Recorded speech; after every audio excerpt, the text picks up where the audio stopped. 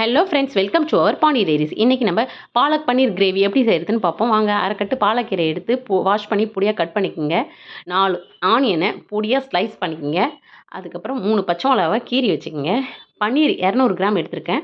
அதை வாட்டர் போட்டு நீங்கள் திக்காக அரைச்சிங்க.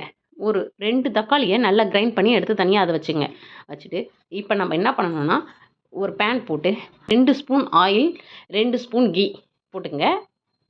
1/4 ஸ்பூன் ஜீரகம், பெருஞ்சீரகம் கிடையாது, ஜீரகம் போட்டு பொரிஞ்சதுக்கப்புறமா நம்ம ஸ்லைஸ் பண்ணியிருக்க வெங்காயத்தை போட்டு கோல்டன் ப்ரௌன் ஆனதுக்கப்புறமா நம்ம நல்லா ஃப்ரை பண்ணணும். அந்த கோல்டன் ப்ரௌன் ஆனதுக்கப்புறமா இஞ்சி பூண்டு பேஸ்ட் 1 ஸ்பூனும், பச்சை மிளகா கீறி வச்சது போட்டு நல்லா ஃப்ரை பண்ணுங்கள். மஞ்சத்தூள் ஒரு 1/4 spoon, Kashmir chilli powder 1/2 spoon, கொத்தமல்லி தூள் 1/2 ஸ்பூன், இதெல்லாம் போட்டு நல்லா வதக்குங்க. உப்பு தேவையான அளவு போட்டுங்க. இதையும் போட்டு நல்லா வதக்கிட்டு நம்ம அரைச்சி வச்சுருக்கோம் இல்லையா தக்காளி, அதையும் இதில் போட்டு நல்லா வதக்கிட்டு பச்சை வாசனை போகிற அளவுக்கு வதக்குங்க.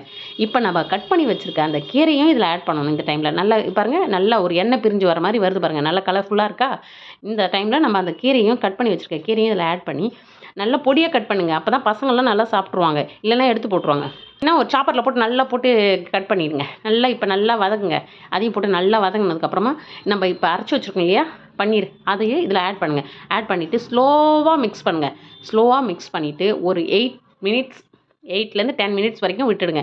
அப்படியே விட்டதுக்கப்புறமா நம்ம இறக்க போகிற நேரத்துக்கு ஒரு 1/2 ஸ்பூன் கரம் மசாலா தூள் வேணும்னா போட்டுங்க, இல்லை ஸ்கிப் பண்ணிக்கலாம். ஆனால் நான் போடுறேன்.